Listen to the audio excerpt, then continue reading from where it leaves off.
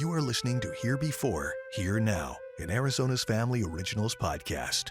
Hey there, everybody. Colton here. Another episode of Here Before, Here Now. I can't believe we're winding down to almost the end of the year, 2024. I mean, by the time this drops, it'll be November. So a lot of things to look forward to in American Indian Heritage Month, which really culminates at this time of year with a lot of events. Really cool stuff to check out, and I'll be talking about that a lot on my socials, so make sure you check those out. But today, we're going to talk about Indigenous foods. Today, I got my guest, Jeffrey Lazos-Fern, with the Arizona Indigenous Culinary Experience. We're going to talk about the symposium and this culinary experience that's happening at Scottsdale's Museum of the West on November 22nd and 23rd. It's a two-day event where people can learn about Indigenous foods, Indigenous cultures, meet with some of the chefs, and also learn about how Native people are using this moment to really revitalize their food culture, their traditions, and experience. If you follow a lot of this stuff, you might have seen things on social about decolonizing food, also going back to traditions when it comes to the things that we put in our bodies. So, Jeffrey, thank you so much for being here this morning. Would you like to introduce yourself? Yeah, Colton, thank you for having me. My name is Jeffrey Lazos-Fern. I'm a native Arizonan. My lineage is Pasquayaki and Kora on my mother's side and Scottish on my father's. I grew up traditionally with my mother's foodways. Grew up very rural when Chandler was rural, if you can believe it or not. Yeah. When I moved back, I was in San Francisco 17 years, and when I moved back, I moved to Superior, Arizona, and I started reconnecting with the arboretums and foragers, indigenous forests specifically and stuff. And I've been producing a version of this event for 13 years now in Arizona. This is the first year where we're adding a symposium, specifically because you can't separate native food or culinary from those pieces, because when we talk about water and climate change and heritage foods and health and wellness, so those are all connected. So what it's on the plate, what really matters are those steps that come before it as well. You know, I've been following a lot of journalists and reporters and environmentalists and Native activists who talk about decolonizing their food. Going back into like the federal government's traditions of commodity food in rural and reservation communities, and how that they say really amplified a lot of health disparities in their communities. So now they're trying to shift the game here to be more health and wellness conscious. Can you talk about that? Yeah, I think a lot of the people I work with are actually younger than me. I mean, they've revitalized not only their own foodways but their history. And when you start looking at commodity foods and reservation systems and all of that. A good friend of mine, I love fry bread, everything in proportion and stuff. But if you look at the ingredients in fry bread and the indigenous body, how it's been introduced within the last 500 years to the body and stuff, the body rejects it. One of the impacts that happened in my life was I lost a mother and two brothers and sisters to diabetes and cancer and all of those things. So I really stepped back and looked at the foodway system. And when you look at what we put into our body in general and stuff, a lot of the processed foods, even in moderation, if you look in all of the foods, especially processed foods, there's components of it. So you're never really in moderation and stuff. And in my home growing up, food was medicine, considered medicine. So my mother would look at us and she'd go in her garden and she'd make a tea or something like that. And if you look at commercial pharmaceutical companies and stuff, a lot of their knowledge is gathered through indigenous communities and stuff, and then processed into a synthetic and stuff. So we can take care of ourselves. We did before there were hospitals and doctors and stuff like that. And I don't expect anybody to, throw away all processed foods or anything like that. But when you start the journey of understanding your foodways, traditionally and contemporary, then you start to notice these changes in your body, and you start to pick up the box in the grocery store and you look at the ingredients list. And nature provides if we allow it to. Food deserts in reservation systems are part of the problem as well. So a lot of what I see in indigenous communities is them growing their own foods again. Yeah, you bring up fry bread, and it's something that I love myself. I mean, it tastes good. It's great. I've done a couple of stories with some entrepreneurs here in the valley who have launched their own restaurants and also food businesses based on fry bread. But when you talk to them, they'll a lot of them will say, "Yeah, we know that this was a survival food that was." Born out of necessity and need, and it was because of the federal government giving food commodities and rations that we were able to somehow come up with something to sustain us during hard times. We're seeing, at least in that sense, that resilience and turning things around. But obviously, like you mentioned, these types of foods aren't really meant to really help sustain nutritiously for the body, correct? That's right. And I always, when I talk to young chefs, I say there's no fry bread at our event. And there is a Gila River chef, Autumn chef that I love. Her name's Alyssa Dixon stuff. And she makes fry bread, but she makes it really small, probably about a 5-inch in diameter. And she puts a little red chili on it and stuff. That I think is healthy because it is a food that is a survival food, but also became a component of the culture. In terms of fry bread, I always tell young chefs, and especially coming into this type of event and stuff, to go beyond fry bread, to look deeper. I had a conversation this morning with the Gila River chef who heard about the event and wanted to participate. And he doesn't really know his heritage foods because he grew up in Gila River, and he went to culinary school and all that. And I'm like, so he was thinking about temporary beans. I said, well, the Autumn people are just rich in desert foods. And I sent him a list of rabbit and other stuff that were traditional foods. And he texted me back and he goes, I can't believe that I didn't know all of this. He goes, I used to shoot, I learned how to drive because my parents would go shoot rabbits for food. And I would that's how I learned to drive. I said, that's a traditional food. Rabbit is a ancestral food. And his head just kind of exploded with ideas on what he could do with rabbit. Yeah. So again, that's that story piece. I don't look to be the expert on traditional foods, but I do want to plant seeds for all these young people and elders that want to go back into revitalizing their health and wellness.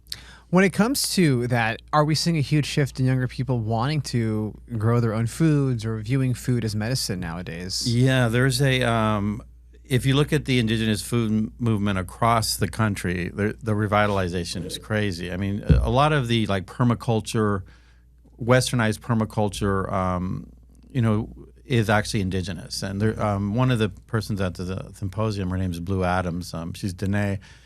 She travels around the country working with young farmers about permaculture and traditional food practices and healthy waterways and stuff like that. So it is an ancestral heritage piece. And as these collectives, because there are collectives that continue to grow, they're supporting each other, like Ajo Center for Sustainability with the Autumn in Tucson, and the San Xavier Co-op, which they've been farming for 4,000 plus years, traditional low water foods and stuff like that. And when you go to these places, they are young that are leading the way, which is good to see. Why is it the younger people who are leading this, and I don't know, maybe not as much as the older ones? I think what happened, there is a gentleman, Nelson, that's coming to the symposium, and he left the reservation, Navajo reservation, because of job scarcity. And he just returned and is starting traditional agriculture and farming. He just had a huge harvest. Climate change is affecting, farmers on the reservation, but he is going back to traditional methods and stuff in terms of farming versus the irrigation system. And he said he went back because he realized the food ways in urban as well were dirty, but he also wanted his kids to understand what it was to be a traditional Dene farmer and stuff. So.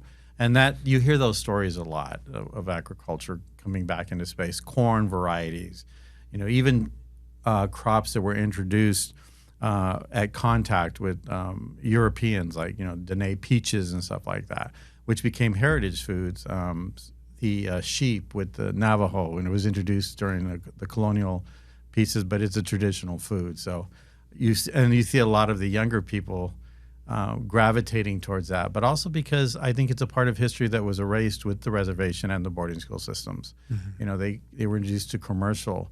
And the most beautiful thing for me is for a young person to sit with an elder or grandparent or something, and them to remember the ways, especially the food ways, because grocery stores weren't here, and you shared and you grew and you harvested and you foraged. Wow. So my background, my family is from the Navajo Nation, and growing up, I remember my grandparents had their own farm. They would grow things like squash and corn, and then you'd like get ready for harvest. To this day, my family still herds sheep, so the sheep is a huge part of our culture and our lifestyle up there as well. But that's hard work. Yeah. It's hard work. I mean, and do we see a resurgence of people wanting to put in that hard work, or like just trying to figure out other innovative ways?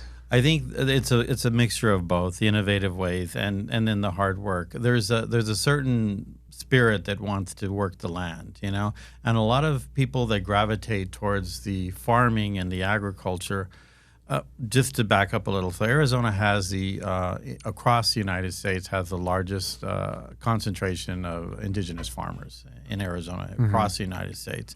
And I think when a younger person looks at the world and they see a lot of the issues and the problems and stuff, it used to be when I was a little boy, my grandmother, Yaki and Cora, she would tell she would make my mother say, "We're Spanish." My mother refused. She goes, "No, my dad's Yaki." So there was that embarrassment or whatever the stigma was about being indigenous. I think now there's a certain sense of cultural pride. And also, who are we as a people? Because we've been here for 12,000 plus years in the state of Arizona. I think that helps also. There's I remember in the 80s, what was it, Lifestyles of the Rich and Famous? Well, that isn't relevant anymore today because as human beings, I think, and as indigenous human beings, we're looking more at what is the reality of our future, but also we're diving back into that piece of history that was lost, of course, during the boarding schools and reservation systems and stuff. I work with beautiful foragers, and I call them storytellers. I tell every chef at the event, you're storytellers. You are relearning and telling the story of thousands of years of your people coming to this point. And I don't ask them to do traditional dishes, though they can. I say, use your ancestral knowledge in a contemporary way. We were just in New York City doing an Arizona tasting with 3 native chefs for Condé Nast and Bon Appetit and Vogue and all that. And the person that was leading the production for Condé Nast said, they're only going to be for an hour, and the people from they were all the food editor foodies, and then 3 hours later, wow, because they were so interested because Sure. their knowledge of Native America is really what they see in contemporary. And I say, Arizona has 22 federally recognized tribes with their own foodways, their own language. They sustain themselves through that geographical area. And then when you add the farming elements and the waterways to it and stuff and climate change, there's some very interesting stories out there. I know. It's so eye-opening when, obviously a huge part of our country is the Native people here and their history, and so little is known on the mainstream scale about these types of things. When I was first started this event with the city of Scottsdale, it was challenging to find 3 native chefs. Last year, I had 7 tasting stations, and at the day of the event, I had 4 others, food waste people show up wanting to participate. It's beautiful what's happening. In addition, I see a lot of native-owned restaurants and casinos popping up all over that are going back to their indigenous ways, foodways and stuff. And when you look at contemporary culture, corn and squash and the chiltepín from Arizona, those are all indigenous to here, have been used for thousands of years. So telling that story, I said, you're part of a bigger story. Go a little deeper into that story and see how you can shape it for this event and stuff. What's behind the decolonizing the plate movement? So a lot of the when you look at decolonizing food, it's part of the bigger decolonizing food systems and institutions and stuff like that. And a lot of the when you look at like Sean Sherman, Owami in Minnesota, who's one of the leaders in the national food movement. If you go into his restaurant, there's nothing pre-contact or contact, post-contact. So no milk, no dairy, and a lot of that is healthy also. But it's also becoming independent to knowing, sometimes we're so tied into food systems, like maybe 5 or 6 major corporations control the food source. And who controls the food source controls the population, controls the vote and stuff. So if you're independent or trying to pull away from those things, then you're freer as a human being to make your decisions and stuff. And you're not as dependent on, the Wall Street, contaminations, the recent thing with E. coli and McDonald's and stuff like that. You just step back and you're like, well, I can be in charge of my food and my plate and my health and wellness and my family's health and wellness. So for me, that's a lot of what the decolonizing the plate is about. Yeah, it seems like a challenging thing to make a lot of these really personal decisions and also to upkeep. Yeah, it took me a while. I at the death of my sister, she was a year older than me. That was when I made the decision, because I sat in the hospital with her for 3 months fighting cancer and stuff. And then I looked at what the hospital served her. Very observant person. I looked at I remembered what she grew up and what she fed her family and stuff. And then my brother died, and then my mother died. And my mother was on dialysis for 6 years. And well, I would sit there, and I was her caregiver, and I would talk to her about, we'd go on the garden, or we'd ride around the desert, and I'd pick some cholla buds or prickly pear and stuff like that. And she would say, Mijo, you remind me so much of my father, which I didn't know her father because he had died before. But she started telling me stories about verdolagas and these plants and these herbs and stuff like that. And as her last year on dialysis, she'd go into the dialysis center, which is mostly Native and African American people, and she told me one day, and I never forgot this. She goes, Mijo, going to dialysis isn't prolonging your life; it's prolonging your death. And when you see people dying around you, and you start to think, well, how did we get here?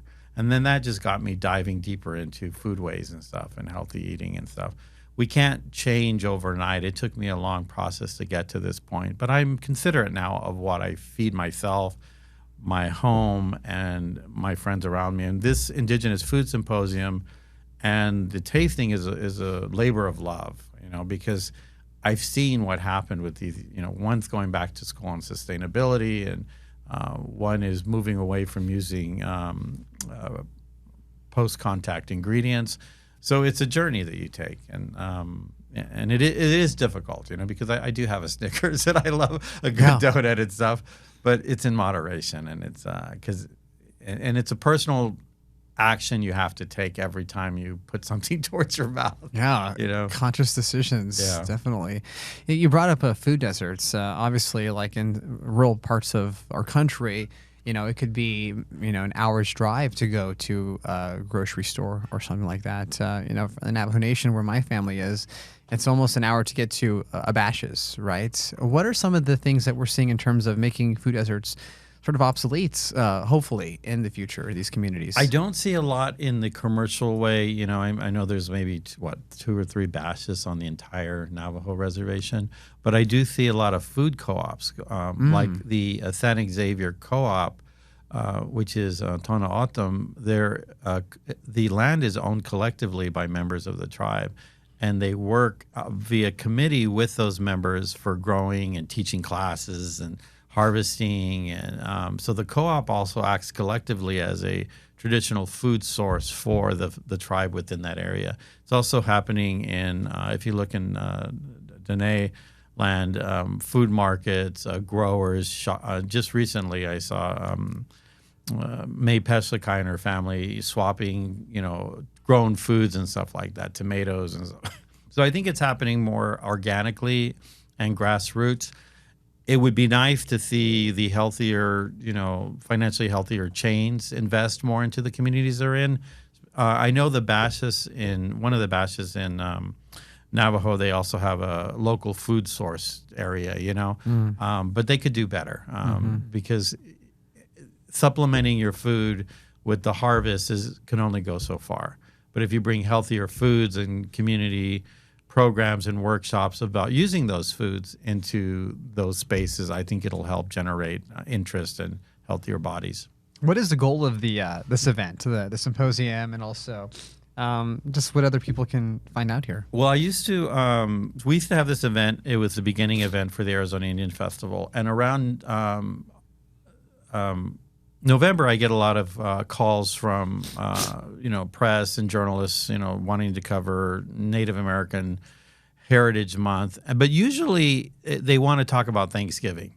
And I'm like, well, there's so many more beautiful stories out there. So we moved it to November because there's these stories here. There's a lot of great stories individually and collectively. And I'm like, let's put these stories in front, And also, it's unique to Arizona. There's not on this scale anywhere in the country anybody doing something like this. So that's why we get a lot of international interest. Smithsonian Magazine is going to be here this year. Condé Nast is coming, Arizona Office of Tourism, because it's in its infancy in regards to a bigger event, but what it really is about is bringing Native communities and general public together to understand how special and unique Arizona foodways are with Indigenous people. And you've seen the, I guess, the talent and skill level grow from these chefs. Incredibly. I mean, I have one young woman, Danella. I've been working with her for 3 years now, and she's in Montana right now doing a large-scale, elegant event because they heard about her. I mean, they're just moving throughout all these spaces now, teaching about their ethnic food and creating beautiful plates. Yeah. When people come to this event, what is their takeaway? If they're not from a Native community or identify as such? I was talking to a chef this morning, Joseph Shee, and I said, well, you have to get your story. This is really about your story. Your food, of course, should be exceptional, but when you go to a tasting event like Devour or something like that, you go up, you pick it, you taste it, and you walk away. There are lines to talk to the chefs. Oh, wow. Oh, wow. That's amazing. There are lines because they're so interested in it. And I also do traditional, like this year I'm going to have Apache crown dancers.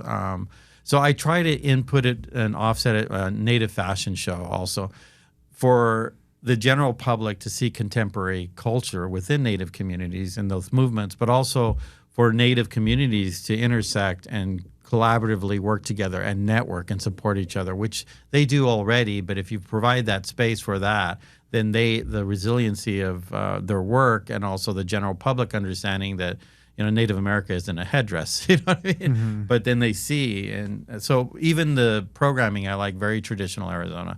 The fashion designer is Apache Gila River. Crown dancers are coming from San Carlos, so you can really experience, Arizona in a short program. And if people are like unaware of this, I mean, I obviously grew up in these circles and I know people who do this, but when I introduce people who don't identify as being in the community, they're just like blown away that this is in their own backyard. Yeah. Yeah, I do a lot of so I handle all the public relations and marketing, and I work with the City of Scottsdale is a beautiful sponsor of us. They've been sponsoring this event for 3 or 4 years now, but they also push us out on all their feeds, and they get press for us, and they connect us with communities, and then also on all our social media. The website Arizona Indigenous Culinary Experience.com or the Arizona Indian Festival has all the information. And you can even dive deeper on the website into traditional foods from each region, northern, central, or southern. What is your favorite traditional food? I'm southern to the the red chilies, the chuma tortillas, which my mother used to make, the paper thin. I am southern to heart. Yeah. I've tasted a lot of beautiful food, but you give me a simple plate of nice beans and a tortilla, and I'm good. Yeah. Oh my gosh. Yeah. So where can people find out more about this certain event in terms of like tickets and times and all that stuff? So we're on Eventbrite, but Arizona Indigenous Culinary Experience.com or the Arizona American Indian Tourism Association also has a lot of content, ticketing information, and we'll take you directly to the website. Awesome. Well, Jeffrey, is there anything else you want to add? No, thank you for having me. It was a good conversation this morning. Definitely. Thanks so much, Jeffrey, for being here. Again, that's this episode of Here Before, Here Now. If you have any ideas or like to send me some potential guests, send them my way, colton.schoen@azfamily.com. Until next time. You are listening to Here Before, Here Now, an Arizona's Family Originals podcast.